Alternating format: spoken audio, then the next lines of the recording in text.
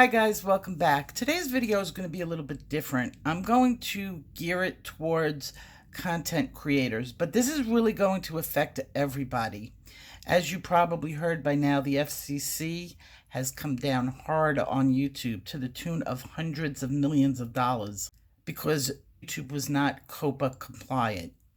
Coppa is what protects children online and through the media. And there's some very specific guidelines that YouTube has put forth to us that's going to affect every channel on YouTube. Before anybody panics, I'm going to give a lot of information towards our community itself and what we could do as a unit to protect ourselves. So let's start from the beginning. The FCC came down, and it's going to be serious. Content creators can now be fined up to $42,530 per video if you are not compliant. Adult content versus child content. As a whole on YouTube, this is going to affect, and what this means is that if you mislabel your videos as everybody that does arts and crafts, people in the marker community who are creating characters that would appeal to children, even down to science channels who do experiments that would appeal to children. Now, the word appeal is going to come up a lot because that is the key word that's getting everybody up in arms. These guideline changes are going to affect you no matter where you are in the world, even though the FCC is in the United States. Well, that's where YouTube is. It's going to affect every channel worldwide. So everybody is going to have to comply to these regulations. This video is geared towards the coloring community or the arts community in general. Doesn't matter if it's in a coloring book or you're producing characters. Are the books that we use appealing to children? So let's take a look at some of the regulations. They've put out these guidelines. Is your channel made for kids? These are some of the things you need to answer. YouTube is not going to give you that answer. They are not going to regulate you. It's going to be you regulating yourself and the FCC coming in and telling you if you are right or wrong. So they've put out some factors that they want us to consider about our channel. The subject matter of the video. What is our subject matter? Well, we go on the fringe. We're coloring in books that technically could be colored by children too. You need to consider if children are your intended audience. Well, for most of us, no, it's adult coloring. Are you child actors or models? Does it include characters, celebrities, or toys that appeal to children? Well, a lot of our books do. Are we using language meant for children? Well, most of us in the adult community really aren't. And what I mean by language, this is the color red. This is the color blue. That would be geared more for children. It's not really meant for this color is red. When mixed with blue, we'll have a hint of crimson, but a tinge of diazonine purple. Kids aren't interested. We're not teaching them colors. We're not teaching each other colors. We've already assumed that we know red, orange, yellow, green, and blue and the differences.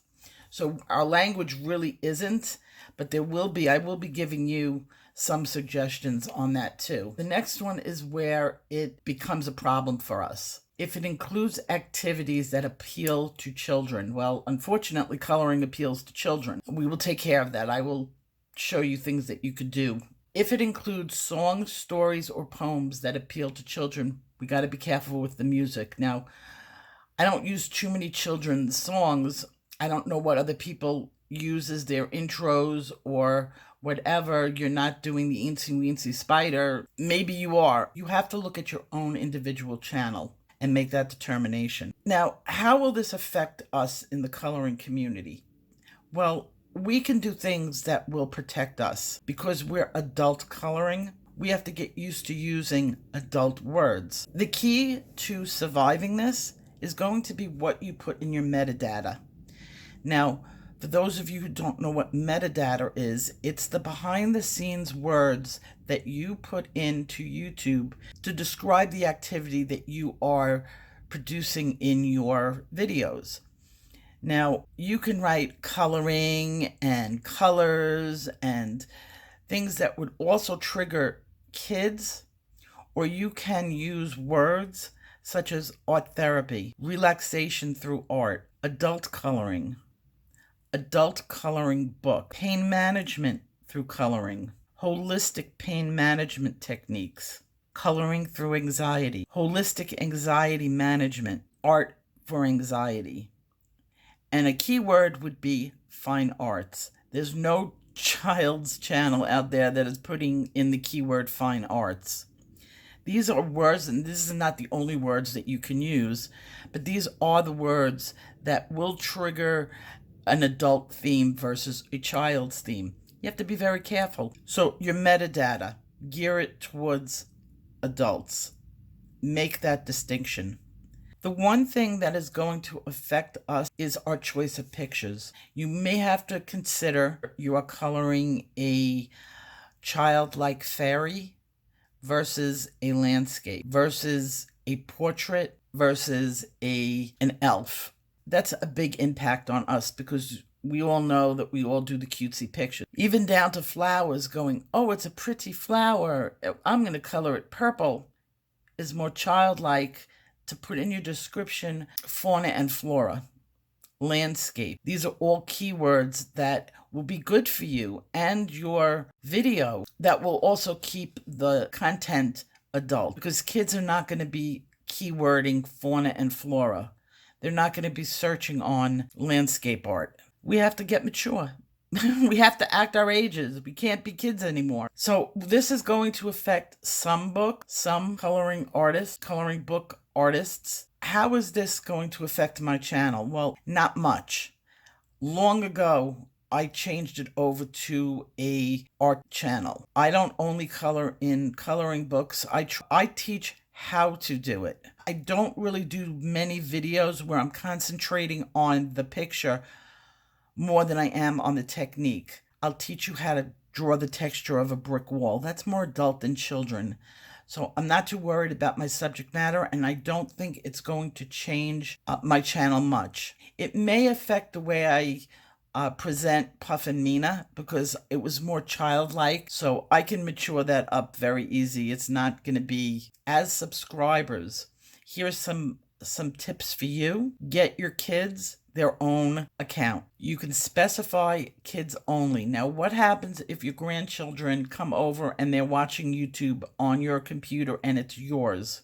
Well, if they're there every day and they're watching Bubble Guppies and I'm going to show my age, Barney, or really young videos, you run the risk of having your account changed where you will be designated as a child account instead of an adult account.